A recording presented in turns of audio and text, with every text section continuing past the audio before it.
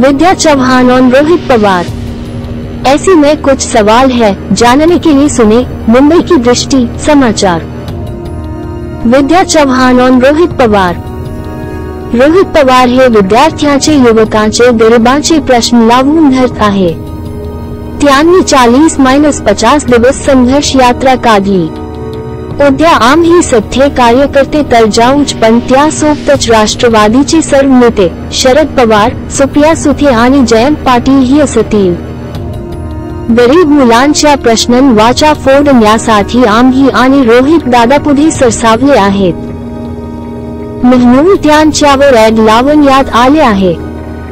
शासनाने ॲडचे फालतू राजकारण बंद केले पाहिजे। आता गृह खाते फुल्ली सांगते आहे, ठीक आहे, पण लक्षात घ्या, उद्या मुंबईत आम्ही राष्ट्रवादीचे सर्व कार्यकर्ते एकवट होऊ। कायदा सुव्यवस्था बिघडू नये ही गृह खात्याची जबाबदारी आहे। एकीकडे जरांगे पाटील येत आहे, त्याचवेळी रोहित पवारांना ईडी चौकशीसाठी बोलावणं चुकीचं। कार्यकर्ता तो जाएंगे, लेकिन हमारे आदरणीय नेता पवार साहब है, सुप्रिया सुळे हमारी राष्ट्रीय नेता है, तो ये लोग भी हमारे अध्यक्ष जयंत पाटिल जी है, अवार्ड साहब है, वो सब लोग आ सकते हैं कल, और आना चाहिए, उनको आने वाले हैं।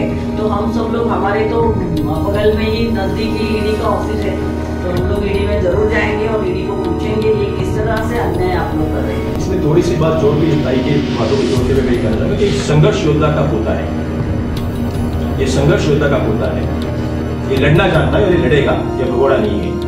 जो भगोड़े थे वो इस पार्टी से चले गए, भाग गए डर के कि आ सकती है उनके ऊपर भी कोई आपत्ति, लेकिन ये लड़ने वाला योद्धा है।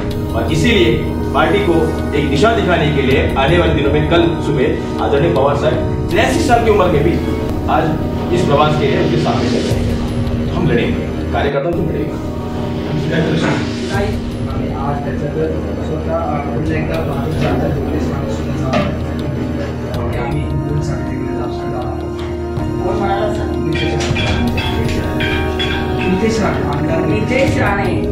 नितेश राणे जे आहेत, त्यांचे वडील आणि ते आधी शिवसेनेत होते, त्यानंतर ते काँग्रेसमध्ये होते आणि आता ते भाजपचे स्पोक्सपर्सन झालेले आहेत, परंतु त्यांना एवढी अक्कल नाही आहे की कशा प्रकारे बोलावं आणि कोणावरती बोलावं। त्यामुळे ते तिकडे दंगे भडकवायला जर जाणार असतील तर देवेंद्र फडणवीसांनी त्यांना ताबडतोब डिटेन केलं पाहिजे। त्यांची इच्छा असेलच, कारण त्यांना तिथे फक्त मीडियामध्ये फक्त लोकांवरती टीका करण्यासाठी बसवलेले कि वो 6 बजे यूपी ऊपर हमला वो उनसे मिलेंगे, आयुक्त से मिलेंगे, एक तरीके से वो रूलिंग पार्टी के एमएलए है, कहीं दबाव करेंगे ऐसा आपको नहीं। उन्होंने कोल्हापुर में भी ये कोशिश की थी, बहुत जगह नगर में भी कोशिश की थी कि राणे ने कि उधर इधर जाके दंगा भड़कवाने का काम करे, लेकिन उनको कामयाबी नहीं मिलेगी। चाहे वो किधर भी जाए, मीरा रोड जाए, किधर भी जाए, हम लोग भी कुछ छोड़ने वाले नहीं है। अगर कोई दंगा फैलाने की कोशिश करता है कि वो कोई भाजपाई हो, तो उसको भी हम लोग उसके खिलाफ भी शिकायत पुलिस की करेंगे। देशावर आता बँकेवर कर्ज जे आहे ते वाढताना पाहायला मिळतं, त्या संदर्भात एक रिपोर्ट सुद्धा आज प्रकाशित झालेला कसं वाटतं?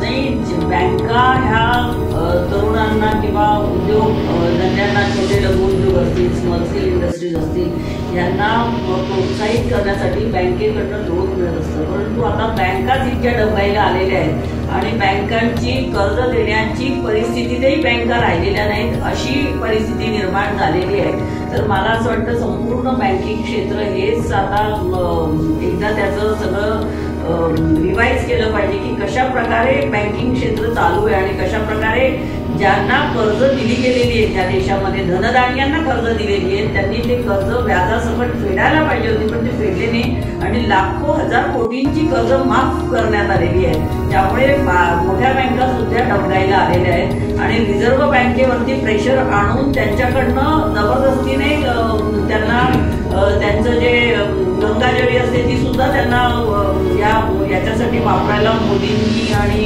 केंद्र सरकारने त्याच्यासाठी खूप प्रकारे आपण सगळ्यांनी बऱ्याचदा वाचलंय हे सगळं आणि हे लाखो रुपयाची कर्ज बुडवेगिरीमुळे बँका डबघाईला आलेल्या आहेत आणि आता ज्यांना खऱ्या अर्थाने शेतकरी असतील, बेरोजगार युवक असतील, छोटे छोटे उद्योग धंदे करणारे लोक असतील यांना जर काय कर्ज पाहिजे असेल तर बँकांकडे ती साधन सामुग्री आता नाही आहे, त्यामुळे त्या डबघाईला आलेल्या आहेत आणि ह्या खरोखरच मोठा चिंता